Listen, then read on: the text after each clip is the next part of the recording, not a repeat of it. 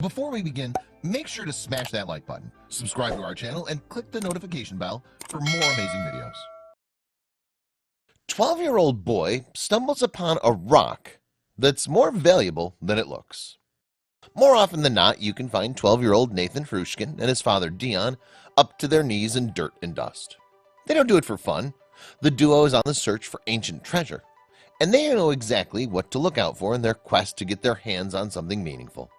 Still, Nathan couldn't help but be drawn to a rock that was sitting almost cartoonishly at the top of a dusty hill.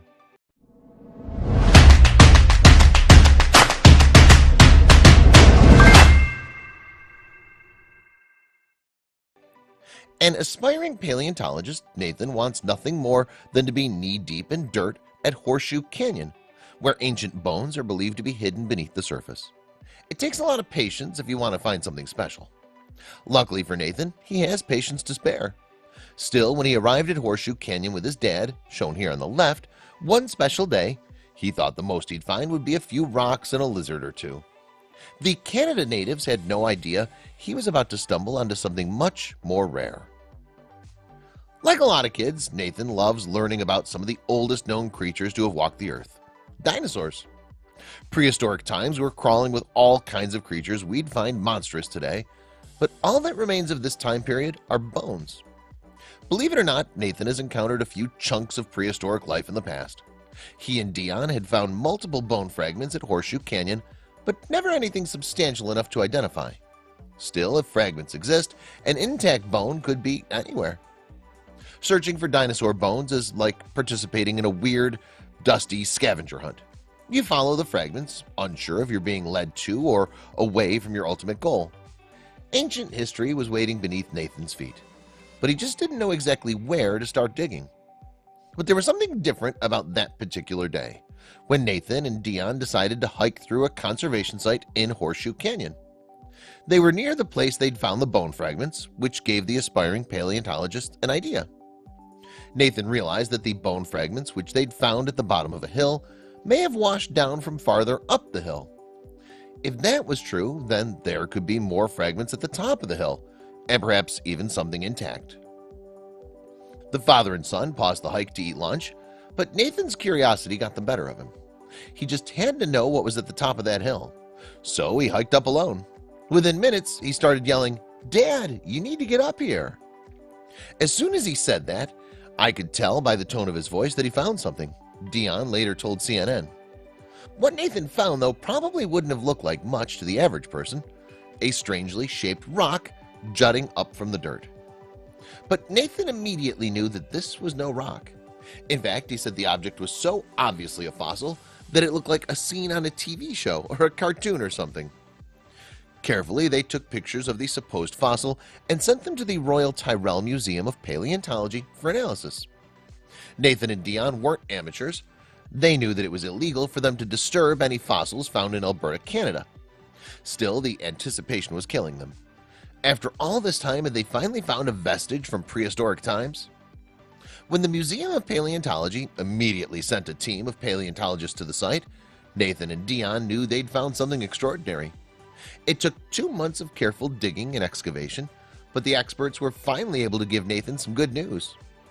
The fossil he'd found was actually a fully intact humerus bone from the late Cretaceous period.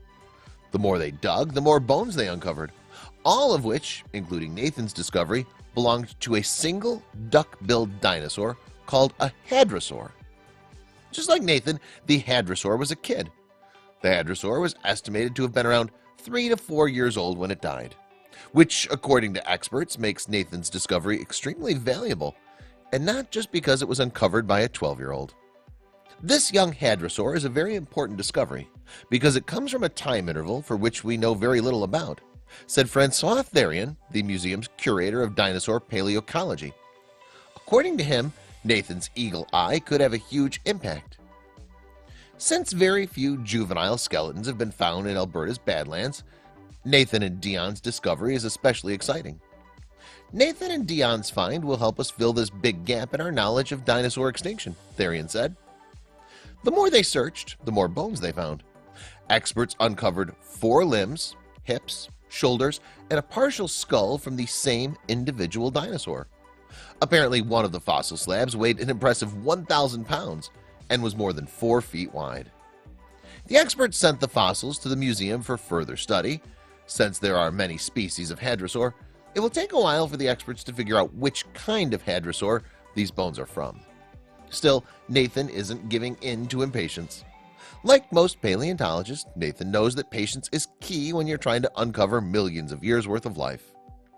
"It was pretty fun to be there and watch them do their things," he said to the paleontologist. In just a few years, Nathan could be right there with them. Nathan got to see the scattered bones of a hadrosaur in person, but imagine if he discovered a fully intact T-Rex skeleton. This would obviously be a huge long shot, especially since only a handful of T-Rex skeletons have been assembled in the world. At the time of Jurassic Park's production, in the entire world, just 7 or 8 full T-Rex skeletons had been discovered by paleontologists. Fast forward to today, experts have a much clearer grasp of what the unofficial king of the dinos really looked like. Over a dozen additional T-Rex skeletons have been recovered from around the world as of 2019. Further study of the remains led to drastically different portraits of the carnivorous beast than science had constructed. One of the most significant features of the T-Rex that came to light was that they were the originators of the business in the front, party in the back lifestyle. That's right, the most fearsome of the dinosaur community rocked a mullet. The experts deduced that, like the other members of the Tyrannosaurus species, the T-Rex had tufts of feathers running from the top of their head down to their spines, with a cute little feather fluff at the tip of their tails. This is purely an assumption, though, since the existence of fossilized feathers is far and few between. None of the T-Rex skeletal remains show feathers, but a bunch of their cousins do, which points to a strong likelihood that it was a family trait. A feathered mullet isn't the image that strikes fear in the hearts of men, quite the opposite, actually. In fact, the brutish dinosaurs started off nearly cuddly. As hatchlings, it's believed that the T-Rex was born with a peach fuzz-like coat. If they were among the fraction that survived past infancy, they'd shed their baby feathers, minus the mullet and tail, a feat that just 40% of the T-Rex total population would live to see. Gregory Erickson, a paleontologist from Florida State University, explained that the T-Rex was sort of like the James Dean of dinosaurs. The actor passed away at the age of 24 and famously uttered the quote, "Live fast, die young, leave a good-looking corpse." T-Rexes weren't here long, but they were magnificent to behold. Based on growth rings observable on dinosaur bones, much like the concentric markings of trees, paleontologists pinpointed the ages of time of death to be usually before 30 years. Within that 3-decade lifespan, the T-Rex spent most of its time packing on the pounds. In their journey from fuzzy hatchling to a gargantuan, terrifying beast, the T-Rex would gain about 1,700 pounds, topping out at a staggering 9 tons. Paleontologists think these short arms of a T-Rex were totally purposeless. Similar to the human appendix and wisdom teeth, their arms were passed down from early Tyrannosaur species who could function with a tiny wingspan. Luckily, the T-Rex perfected the eating process by scooping up prey in their menacing jaws.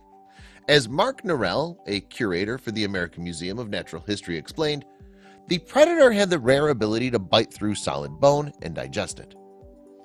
That fascinating bit of information came from studying fossilized dinosaur poop. Who knew that existed?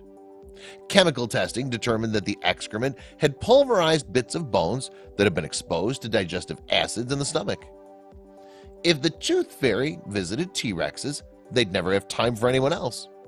All of the teeth inside that mammoth dino cranium regrew every 2 years, so it was a constant cycle of losing their fangs. Constant tooth regeneration secured the T-Rex's spot for the most powerful jaw of any creature in history. Their prey was crushed with the force of 7,800 pounds, which would be like having 3 Mini Coopers dropped on top of you. Experts debated whether the T-Rex was only a hunter or if they dabbled in scavenging dead animals. It was determined that they ate their own based on fossilized waste examinations, though the question remained, did they eat prey alive? Based on the evidence available so far, all signs point to T-Rexes as strictly bloodthirsty carnivorous hunters, not scavengers. One mischaracterization that Steven Spielberg included in his film is that their eye position limited their sight to tracking only moving objects. That's pure fabrication. With peepers the size of oranges, the T-Rex could clock a meal using its unparalleled depth perception, thanks to the large distance between its forward-facing eyes. If you found yourself face to face with a hungry T-Rex, you could have outrun it because they couldn't run. Similar to the limbs of an elephant, the hind legs remained fairly straight, with at least one limb keeping balance on the ground. At birth, paleontologists say the underdeveloped dinosaurs were capable of running, but that decreased with growth. But the T-Rex had no issue catching its food. It was a master speed walker, gliding along in lengthy strides at about 10 to 25 miles per hour. One fact debated amongst paleontologists is the coloring of a T-Rex. In films, they have muted earth-toned reptilian hides, though there's no science to support that. All it would take is one smart scientific discovery to prove they were vividly colorful. The tricky part is knowing where to search for the remaining evidence of the dinosaurs. What looks like a craggy rock surface withering from time and the elements could be a paleontological goldmine in disguise.